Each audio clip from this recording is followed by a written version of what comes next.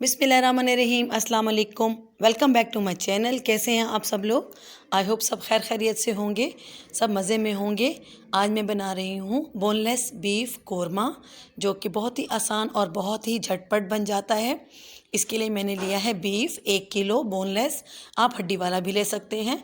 1 गिलास इसमें डाल रही हूँ पानी, और 1 छोटा चम्मच मैंने इसमें डाला है नमक का, और 4 से 5 क्लोव लहसुन के जाएंगे इसमें। और अब मैं इसको कुकर में अच्छे से गलाऊंगी। 10 से 12 मिनट में इसको प्रेशर कुकर में गलाऊंगी।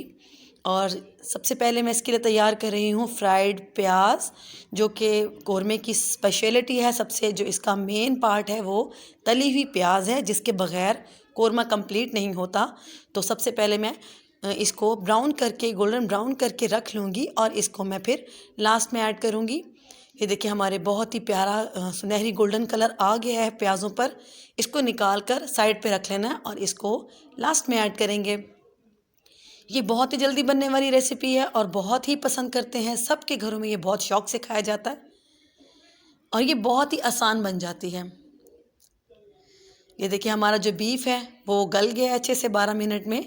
अब मैंने एक पैन ले लिया है, उसमें 1 कप ऑयल, क्योंकि थोड़ा सा ऑयल इसमें ज़्यादा जाता है, आपको पता है कोरमे में ऑयल अच्छा लगता है। 2 चम्मच लहसुन अदरक का पेस्ट भरकर मैंने लिया है 1 किलो गोश्त के लिए। इसको मैं फ्राई करूँगी जब तक कि इसमें से बहुत अच्छी से खुशबू ना आ जाए, और जो हमारा लहसुन अदरक का कच्चापन है वो ख़त्म नहीं हो जाता। जैसे इसमें से अच्छी सी खुशबू आई है तो मैंने इसमें बीफ ऐड कर दिया है। बीफ हमारा बहुत अच्छे से टेंडर हो गया है। बस अब मैं इसको फ्राई करूँगी। हमने इसको गलाना नहीं है, बस अब इसको अच्छे से फ्राई करना है, ताकि जो लहसुन अदरक की खुशबू है हमारे गोश्त में अच्छे से रच बस जाए और अच्छा सा फ्लेवर दे उसको। यहाँ मैंने दही ली है, तकरीबन ये 3 पाव दही है, 1 किलो से थोड़ी सी कम है, क्योंकि हमारे पास 1 किलो बीफ है। तो बस अब इस टाइम पर मैंने दही ऐड कर दी है, और इसमें मैं शामिल कर रही हूँ पैकेट का मसाला। आप कोई सा भी ले सकते हैं, कोरमा मसाला। बस अब मैं इसको मिक्स करके ढक्कन देकर इसको मैं छोड़ दूँगी। ये देखिए 7 से 8 मिनट के बाद ही अच्छे से दही का पानी जो है वो खुश्क होने शुरू हो गया है, और इस टाइम पर मैंने इसमें डाल दिया है तली हुई प्याज जो मैंने रखी थी, उसको मैंने पीस लिया है। आप चूरा करके भी डाल सकते हैं। बस अब इसको मिक्स करके बहुत अच्छे से इसको ढक्कन दे देंगे हल्की आंच पर। ये देखिए 7 से 8 मिनट मैंने इसको हल्की आंच पे छोड़ दिया था। बस अब हमारा जो कोरमा है वो तकरीबन तैयार है, बिल्कुल बहुत ही ज़बरदस्त तैयार हो गया है। बहुत अच्छी खुशबू आ रही है।